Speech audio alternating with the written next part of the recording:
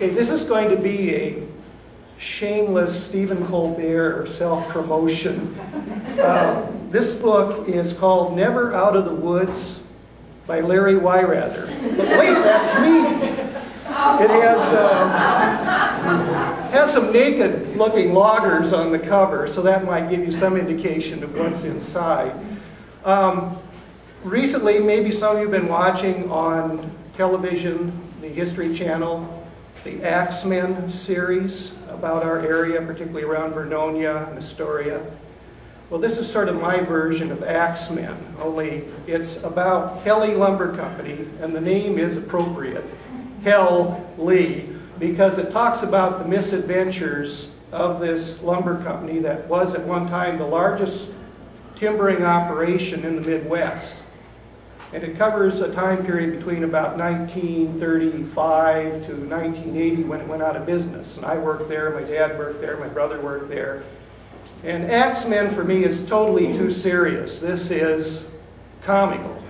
And if you get into it, the two chapters, if you only read 2 chapters in the whole book, make sure you read Tom and Huck Go Rafting on the Mississippi with Chainsaws, and also How to Go Broke Logging.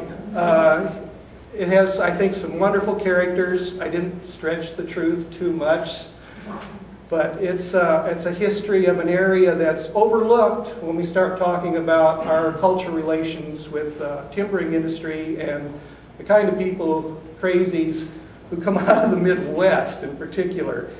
The company had the last log raft go down the Mississippi River, and I was fortunate to see that. It was a disaster.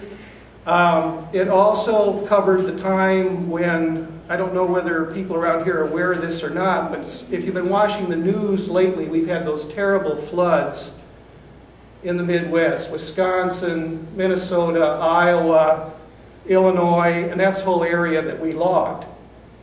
And part of the problem we have is we have dams on on the rivers there, particularly the Mississippi.